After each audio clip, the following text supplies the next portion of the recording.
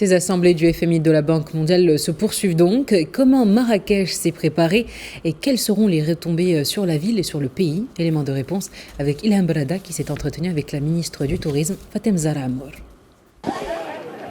Les assemblées annuelles du Fonds monétaire international et de la Banque mondiale se poursuivent ici à Marrakech, à Bab Irli. Aujourd'hui, j'ai l'honneur et le plaisir d'avoir à mes côtés Madame Fatem Zahra Amour, ministre du Tourisme, de l'Artisanat, de l'économie sociale et solidaire. Madame la ministre, merci beaucoup d'avoir accepté notre invitation. Je sais que vous avez beaucoup de réunions. Merci de nous accorder ce petit instant. Quel est un peu votre premier sentiment quand vous voyez maintenant aujourd'hui le FMI ici qui accueille ces assemblées, surtout après un mois qui était assez difficile?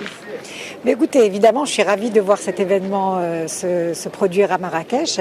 C'est un événement qui prouve la résilience du Maroc et sa capacité à organiser vraiment des événements de grande envergure, et ceci malgré le séisme, donc juste quelques semaines après le séisme. Donc voilà, nous sommes vraiment ravis de voir que l'événement s'est tenu malgré les événements tragiques, et c'est une excellente chose pour notre pays de manière générale et évidemment pour le tourisme marocain. J'imagine aussi une fierté pour tous les Marocains qu'une ville comme Marrakech, qui est aussi passée par ces moments, puisse accueillir ces 14 000 personnes.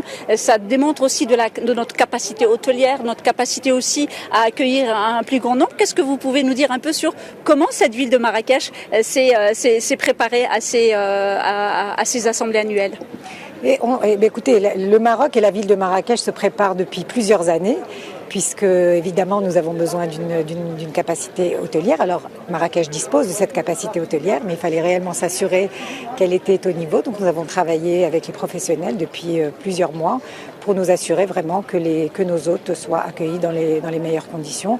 Évidemment, on n'a pas de ville comme Marrakech pour pouvoir le faire. Et puis pas seulement d'ailleurs l'hôtellerie, même au niveau de la ville, au niveau de tous les centres d'intérêt, tout a été vraiment bien préparé de manière à accueillir nos hôtes dans les meilleures conditions. Une toute dernière question. À votre avis, Madame la Ministre, quelles sont un peu les retombées d'un événement pareil sur le Maroc, d'autant plus que le roi Mohamed VI a annoncé il y a quelques jours quand même que le Maroc allait donc accueillir le mondial 2030, donc un rêve qui se réalise. Quelles pourraient être donc les retombées aussi à long terme?